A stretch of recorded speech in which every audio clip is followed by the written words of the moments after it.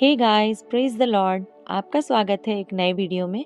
आज मैं आपके लिए लेकर आई हूँ एक 1 ईयर बाइबल रीडिंग कैलेंडर।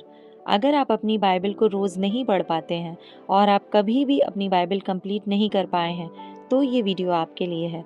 इसमें ओल्ड टेस्टमेंट और न्यू टेस्टमेंट के सभी चैप्टर्स को इस तरह से लिया गया है कि आप 1 ईयर में अपनी पूरी बाइबल कंप्लीट कर पाएंगे। ये ऑडियो फॉर्मेट है। इसके साथ आप अपनी बाइबल को ओपन करके रीड कर सकते हैं। डे 1 से लेकर डे 365 तक के सभी चैप्टर्स मैं आपके लिए लेकर आई हूँ। डे 365 पर आप अपनी पूरी बाइबल कंप्लीट कर पाएंगे, इसलिए आप इसके द्वारा आशीषित हों। और अगर आपको ये वीडियो पसंद आती है तो आप अपने फैमिली और फ्रेंड्स से शेयर करें, और अगर आप चाहें तो आप सब्सक्राइब, लाइक और कमेंट भी कर सकते हैं। So praise the Lord, shalom to everyone. Let's get started. Day 56 chapter number 14 लोगों का बुड़बुड़ाना। तब सारी मंडली चिल्ला उठी और रात भर वे लोग रोते ही रहे, और सब इज़राइली मूसा और हारून पर बुड़बुड़ाने लगे। और सारी मंडली उनसे कहने लगी, भला होता कि हम मिस्र ही में मर जाते या इस जंगल ही में मर जाते। यहोवा हमको उस देश में ले जाकर क्यों तलवार से मरवाना चाहता है? हमारी स्त्रियां और बाल बच्चे तो लूट में चले जाएंगे। क्या हमारे लिए अच्छा नहीं कि हम मिस्र देश को लौट जाएं? फिर वे आपस में कहने लगे, आओ हम किसी को अपना प्रधान बना लें और मिस्र को लौट चलें। तब मूसा और हारून इज़राइलियों की सारी मंडली के सामने मुंह के बल गिरे, और नून का पुत्र यहोशू और यपुन्ने का पुत्र कालेब, जो देश के भेद लेने वालों में से थे, अपने वस्त्र फाड़कर इज़राइलियों की सारी मंडली से कहने लगे, जिस देश का भेद लेने को हम इधर उधर घूम कर आए हैं वह अत्यंत उत्तम देश है। यदि यहोवा हमसे प्रसन्न हो तो हमको उस देश में, जिसमें दूध और मधु की धाराएं बहती हैं, पहुंचाकर उसे हमें दे देगा।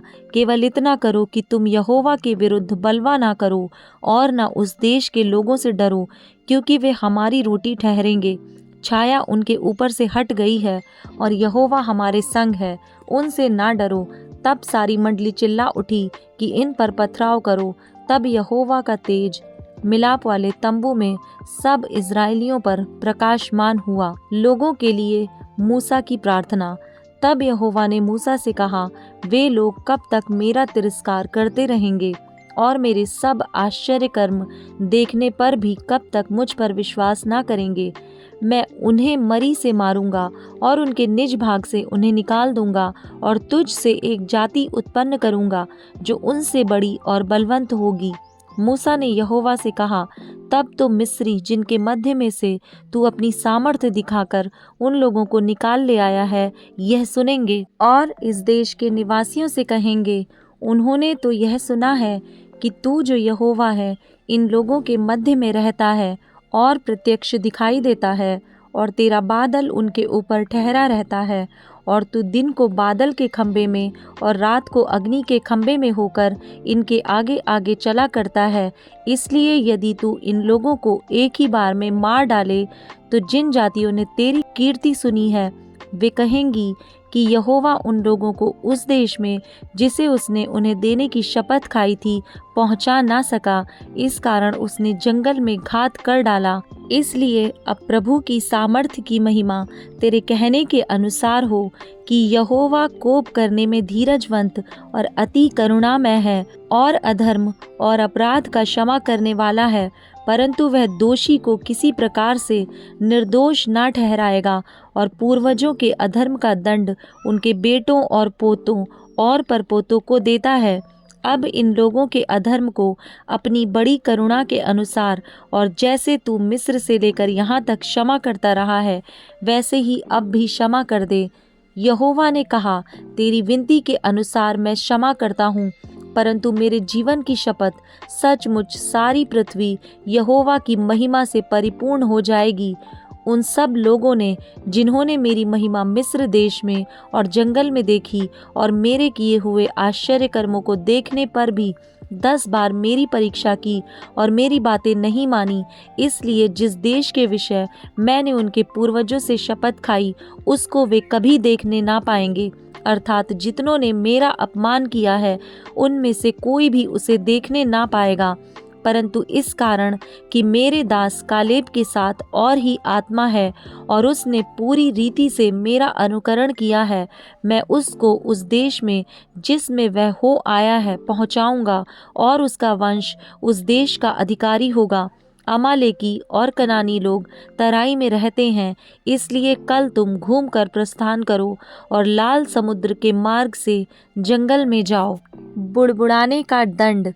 फिर यहोवा ने मूसा और हारून से कहा, यह बुरी मंडली मुझ पर बुड़बुड़ाती रहती है, उसको मैं कब तक सहता रहूं? इज़राइली जो मुझ पर बुड़बुड़ाते रहते हैं, उनका यह बुड़बुड़ाना मैंने सुना है, इसलिए उनसे कह कि यहोवा की यह वाणी है कि मेरे जीवन की शपथ, जो बातें तुमने मेरे सुनते कही हैं, निसंदेह मैं उसी के अनुसार तुम्हारे साथ व्यवहार करूँगा। तुम्हारे शव इसी जंगल में पड़े रहेंगे और तुम सब में से 20 वर्ष के या उससे अधिक आयु के जितने गिने गए थे और मुझ पर बुड़बुड़ाते थे, उनमें से यपुन्ने के पुत्र कालेब और नून के पुत्र यहोशू को छोड़ कोई भी उस देश में ना जाने पाएगा, जिसके विषय मैंने शपथ खाई है कि तुमको उसमें बसाऊंगा। परंतु तुम्हारे बाल बच्चे, जिनके विषय तुमने कहा है कि वे लूट में चले जाएंगे, उनको मैं उस देश में पहुंचा दूंगा और वे उस देश को जान लेंगे जिसको तुमने तुच्छ जाना है। परंतु तुम लोगों के शव इसी जंगल में पड़े रहेंगे और जब तक तुम्हारे शव जंगल में ना गल जाएं, तब तक अर्थात 40 वर्ष तक तुम्हारे बाल बच्चे जंगल में तुम्हारे व्यभिचार का फल भोगते हुए चरवाही करते रहेंगे। जितने दिन तुम उस देश का भेद लेते रहे, अर्थात 40 दिन, उसकी गिनती के अनुसार दिन पीछे 1 वर्ष, अर्थात 40 वर्ष तक तुम अपने अधर्म का दंड उठाए रहोगे। तब तुम जान लोगे कि मेरा विरोध क्या है। मैं यहोवा यह कह चुका हूँ कि इस बुरी मंडली के लोग जो मेरे विरुद्ध इकट्ठे हुए हैं, इसी जंगल में मर मिटेंगे, और निसंदेह मैं ऐसा ही करूँगा भी। तब जिन पुरुषों को मूसा ने उस देश का भेद लेने के लिए भेजा था और उन्होंने लौटकर उस देश की नाम धराई करके सारी मंडली को कुड़कुड़ाने के लिए उभारा था, उस देश की वे नाम धराई करने वाले पुरुष यहोवा के मारने से उसके सामने मर गए। परंतु देश का भेद लेने वाले पुरुषों में से नून का पुत्र यहोशू और यपुन्ने का पुत्र कालेब दोनों जीवित रहे। उस देश पर प्रथम आक्रमण। तब मूसा ने ये बातें सब इज़राइलियों को कह सुनाईं और वे बहुत विलाप करने लगे। वे सवेरे उठकर यह कहते हुए पहाड़ की चोटी पर चढ़ने लगे कि हमने पाप किया है, परंतु अब तैयार हैं और उस स्थान को जाएंगे जिसके विषय यहोवा ने वचन दिया था। तब मूसा ने कहा, तुम यहोवा की आज्ञा का उल्लंघन क्यों करते हो? यह सफल ना होगा। यहोवा तुम्हारे मध्य में नहीं है, मत चढ़ो, नहीं तो शत्रुओं से हार जाओगे। वहाँ तुम्हारे आगे अमालेकी और कनानी लोग हैं, इसलिए तुम तलवार से मारे जाओगे। तुम यहोवा को छोड़कर फिर गए हो, इसलिए वह तुम्हारे संग नहीं रहेगा। परंतु वे ढिठाई करके पहाड़ की चोटी पर चढ़ गए, परंतु यहोवा की वाचा का संदूक और मूसा छावनी से ना हटे। तब अमालेकी और कनानी जो उस पहाड़ पर रहते थे, उन पर चढ़ आए और होमरा तक उनको मारते चले आए। चैप्टर नंबर 15, बलिदान संबंधी नियम। फिर यहोवा ने मूसा से कहा, इज़राइलियों से कह कि जब तुम अपने निवास के देश में पहुँचो, जो मैं तुम्हें देता हूँ, और यहोवा के लिए क्या होम बलि क्या मेल बलि कोई हव्य चढ़ाओ, चाहे वह विशेष मन्नत पूरी करने का हो, चाहे स्वेच्छा बलि का हो, चाहे तुम्हारे नियत समयों में का हो, या वह चाहे गाय बैल चाहे भेड़ बकरियों में का हो, जिससे यहोवा के लिए सुखदायक सुगंध हो, तब उस होम बलि या मेल बलि के संग भेड़ के बच्चे पीछे यहोवा के लिए चौथाई हीन तेल से सना हुआ एपा का 10वां अंश मैदा अन्न बलि करके चढ़ाना, और चौथाई हीन दाख मधु अर्घ करके देना, और मेढ़े पीछे तिहाई हीन तेल से सना हुआ एपा का 2/10वां अंश मैदा अन्न बलि करके चढ़ाना, और उसका अर्घ यहोवा को सुखदायक सुगंध देने वाला तिहाई हीन दाख मधु देना। और जब तू यहोवा को होम बलि या किसी विशेष मन्नत पूरी करने के लिए बलि या मेल बलि करके बछड़ा चढ़ाए, तब बछड़े का चढ़ाने वाला उसके संग आधा हीन तेल से सना हुआ एपा का 3/10वां अंश मैदा अन्न बलि करके चढ़ाए और उसका अर्घ आधा हीन दाख मधु चढ़ाए। वह यहोवा को सुखदायक सुगंध देने वाला हव्य होगा। एक एक बछड़े या मेढ़े या भेड़ के बच्चे या बकरी के बच्चे के साथ इसी रीति से चढ़ावा चढ़ाया जाए। तुम्हारे बलि पशुओं की जितनी गिनती हो उसी गिनती के अनुसार एक एक के साथ ऐसा ही किया करना। जितने देशी हों वे यहोवा को सुखदायक सुगंध देने वाला हव्य चढ़ाते समय ये काम इसी रीति से किया करें। और यदि कोई परदेशी तुम्हारे संग रहता हो या तुम्हारी किसी पीढ़ी में तुम्हारे बीच कोई रहने वाला हो और वह यहोवा को सुखदायक सुगंध देने वाला हव्य चढ़ाना चाहे, तो जिस प्रकार तुम करोगे उसी प्रकार वह भी करे। मंडली के लिए अर्थात तुम्हारे और तुम्हारे संग रहने वाले परदेशी दोनों के लिए एक ही विधि हो। तुम्हारी पीढ़ी पीढ़ी में यह सदा की विधि ठहरे कि जैसे तुम हो वैसे ही परदेशी भी यहोवा के लिए ठहरता है। तुम्हारे और तुम्हारे संग रहने वाले परदेशियों के लिए एक ही व्यवस्था और एक ही नियम है। फिर यहोवा ने मूसा से कहा, इज़राइलियों को मेरा यह वचन सुना कि जब तुम उस देश में पहुँचो जहाँ मैं तुमको लिए जाता हूँ और उस देश की उपज का अन्न खाओ, तब यहोवा के लिए उठाई हुई भेंट चढ़ाया करो। अपने पहले गूंदे हुए आटे की एक पपड़ी उठाई हुई भेंट करके यहोवा के लिए चढ़ाना। जैसे तुम खलिहान में से उठाई हुई भेंट चढ़ाओगे वैसे ही उसको भी उठाया करना। अपनी पीढ़ी पीढ़ी में अपने पहले गूंदे हुए आटे में से यहोवा को उठाई हुई भेंट दिया करना। अनजाने में किया गया पाप। फिर जब तुम इन सब आज्ञाओं में से जिन्हें यहोवा ने मूसा को दिया है किसी का उल्लंघन भूल से करो, अर्थात जिस दिन से यहोवा आज्ञा देने लगा और आगे की तुम्हारी पीढ़ी पीढ़ी में उस दिन से उसने जितनी आज्ञाएं मूसा के द्वारा दी हैं उसमें यदि भूल से किया हुआ पाप मंडली के बिना जाने हुआ हो, तो सारी मंडली यहोवा को सुखदायक सुगंध देने वाला होम बलि करके एक बछड़ा और उसके संग नियम के अनुसार उसका अन्न बलि और अर्घ चढ़ाए और पाप बलि करके एक बकरा चढ़ाए। तब याजक इज़राइलियों की सारी मंडली के लिए प्रायश्चित करे और उनकी क्षमा की जाएगी, क्योंकि उनका पाप भूल से हुआ और उन्होंने अपनी भूल के लिए अपना चढ़ावा अर्थात यहोवा के लिए हव्य और अपना पाप बलि उसके सामने चढ़ाया। इसलिए इज़राइलियों को सारी मंडली का और उसके बीच रहने वाले परदेशी का भी वह पाप क्षमा किया जाएगा, क्योंकि वह सब लोगों के अनजान में हुआ। फिर यदि कोई प्राणी भूल से पाप करे तो वह 1 वर्ष की एक बकरी पाप बलि करके चढ़ाए और याजक भूल से पाप करने वाले प्राणी के लिए यहोवा के सामने प्रायश्चित करे। अतः इस प्रायश्चित के कारण उसका वह पाप क्षमा किया जाएगा। जो कोई भूल से कुछ करे, चाहे वह इज़राइलियों में देशी हो चाहे तुम्हारे बीच परदेशी होकर रहता हो, सबके लिए तुम्हारी एक ही व्यवस्था हो। परंतु क्या देशी क्या परदेशी जो प्राणी ढिठाई से कुछ करे वह यहोवा का अनादर करने वाला ठहरेगा और वह प्राणी अपने लोगों में से नष्ट किया जाए। वह जो यहोवा का वचन तुच्छ जानता है और उसकी आज्ञा का टालने वाला है, इसलिए वह प्राणी निश्चय नष्ट किया जाए। उसका अधर्म उसी के सिर पड़ेगा। सबत के नियम का उल्लंघन। जब इज़राइली जंगल में रहते थे उन दिनों एक मनुष्य विश्राम के दिन लकड़ी बीनता हुआ मिला, और जिनको वह लकड़ी बीनता हुआ मिला वे उसको मूसा और हारून और सारी मंडली के पास ले गए। उन्होंने उसको हवालात में रखा, क्योंकि ऐसे मनुष्य से क्या करना चाहिए वह प्रकट नहीं किया गया था। तब यहोवा ने मूसा से कहा, वह मनुष्य निश्चय मार डाला जाए। सारी मंडली के लोग छावनी के बाहर उस पर पथराव करें। इस प्रकार जैसा यहोवा ने मूसा को आज्ञा दी थी उसी के अनुसार सारी मंडली के लोगों ने उसको छावनी से बाहर ले जाकर उस पर पथराव किया और वह मर गया। स्मरण कराने वाली झालर। स्मरण कराने वाली झालर। फिर यहोवा ने मूसा से कहा, इज़राइलियों से कह कि अपनी पीढ़ी पीढ़ी में अपने वस्त्रों के छोर पर झालर लगाया करना, और एक एक छोर की झालर पर एक नीला फीता लगाया करना, और वह तुम्हारे लिए ऐसी झालर ठहरे जिससे जब तुम उसे देखो तब तब यहोवा की सारी आज्ञाएं तुमको स्मरण आ जाएं और तुम उनका पालन करो।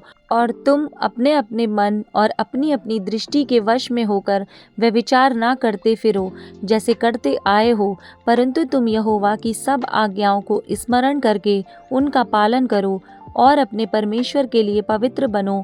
मैं यहोवा तुम्हारा परमेश्वर हूँ, जो तुम्हें मिस्र देश से निकाल ले आया, कि तुम्हारा परमेश्वर ठहरूं। मैं तुम्हारा परमेश्वर यहोवा हूँ। Mark chapter 6 verse number 1 to 32। नासरत में यीशु का अनादर। वहाँ से निकलकर वह अपने देश में आया और उसके चेले भी उसके पीछे गए। सबत के दिन वह आराधनालय में उपदेश करने लगा और बहुत से लोग सुनकर चकित हुए और कहने लगे, इसको ये बातें कहाँ से आ गईं? यह कौन सा ज्ञान है जो उसको दिया गया है? कैसे सामर्थ्य के काम इसके हाथों से प्रकट होते हैं? क्या यह वही बढ़ई नहीं जो मरियम का पुत्र और याकूब, योसेस, यहूदा और शमौन का भाई है? क्या उसकी बहनें यहाँ हमारे बीच में नहीं रहती? इसलिए उन्होंने उसके विषय में ठोकर खाई। यीशु ने उनसे कहा, भविष्यद्वक्ता का अपने देश और अपने कुटुंब और अपने घर को छोड़ और कहीं भी निरादर नहीं होता। वह वहाँ कोई सामर्थ का काम न कर सका, केवल थोड़े से बीमारों पर हाथ रखकर उन्हें चंगा किया, और उसे उनके अविश्वास पर आश्चर्य हुआ, और वह चारों ओर के गांव में उपदेश करता फिरा। 12 प्रेरितों का भेजा जाना। उसने 12 को अपने पास बुलाया और उन्हें 2-2 करके भेजने लगा और उन्हें अशुद्ध आत्माओं पर अधिकार दिया। उसने उन्हें आज्ञा दी, मार्ग के लिए लाठी छोड़ और कुछ ना लो, ना तो रोटी, न झोली, न बटुए में पैसे, परंतु जूतियां पहनो और 2-2 कुर्ते ना पहनो। और उसने उनसे कहा, जहाँ कहीं तुम किसी घर में उतरो, तो जब तक वहाँ से विदा ना हो तब तक उसी घर में ठहरे रहो। जिस स्थान के लोग तुम्हें ग्रहण ना करें और तुम्हारी ना सुने, वहाँ से चलते ही अपने तलवों की धूल झाड़ डालो कि उन पर गवाही हो। तब उन्होंने जाकर प्रचार किया कि मन फिराओ, और बहुत सी दुष्ट आत्माओं को निकाला और बहुत से बीमारों पर तेल मलकर उन्हें चंगा किया। यूहन्ना बपतिस्मा देने वाले की हत्या। हेरोदेस राजा ने भी उसकी चर्चा सुनी, क्योंकि उसका नाम फैल गया था, और उसने कहा, यूहन्ना बपतिस्मा देने वाला मरे हुओं में से जी उठा है, इसीलिए उससे ये सामर्थ्य के काम प्रकट होते हैं। अन्य लोगों ने कहा, यह एलिया है, परंतु कुछ अन्य ने कहा, भविष्यद्वक्ता या भविष्यद्वक्ताओं में से किसी एक के समान है।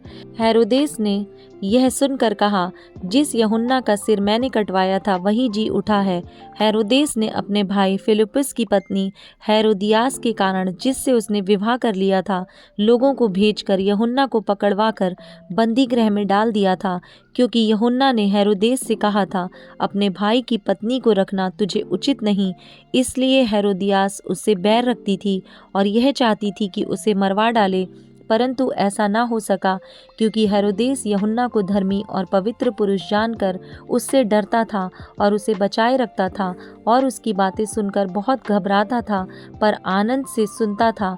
ठीक अवसर आया जब हेरोदेस ने अपने जन्मदिन में अपने प्रधानों और सेनापतियों और गलील के बड़े लोगों के लिए भोज किया, तो हेरोदियास की बेटी भीतर आई और नाचकर हेरोदेस और उसके साथ बैठने वालों को प्रसन्न किया। तब राजा ने लड़की से कहा, तू जो चाहे मुझसे मांग, मैं तुझे दूंगा। और उससे शपथ खाई, मैं अपने आधे राज्य तक जो कुछ तू मुझसे मांगेगी मैं तुझे दूंगा। उसने बाहर जाकर अपनी माता से पूछा, मैं क्या मांगूं? वह बोली, यूहन्ना बपतिस्मा देने वाले का सिर। वह तुरंत राजा के पास भीतर आई और उससे विनती की, मैं चाहती हूँ कि तू अभी यूहन्ना बपतिस्मा देने वाले का सिर एक थाल में मुझे मंगवा दे। तब राजा बहुत उदास हुआ, परंतु अपनी शपथ के कारण और साथ बैठने वालों के कारण उसे टालना ना चाहा। अतः राजा ने तुरंत एक सिपाही को आज्ञा देकर भेजा कि उसका सिर काट लाए। उसने जेल खाने में जाकर उसका सिर काटा और एक थाल में रख कर लाया और लड़की को दिया, और लड़की ने अपनी माँ को दिया। यह सुनकर यूहन्ना के चेले आए और उसके शव को ले गए और कब्र में रखा। प्रेरितों की वापसी और एकांतवास। प्रेरितों ने यीशु के पास इकट्ठे होकर जो कुछ उन्होंने किया और सिखाया था, सब उसको बताया। उसने उनसे कहा, तुम आप अलग किसी एकांत स्थान में चलकर थोड़ा विश्राम करो, क्योंकि बहुत लोग आते जाते थे और उन्हें खाने का अवसर भी नहीं मिलता था। इसलिए वे नाव पर चढ़कर सुनसान जगह में अलग चले गए।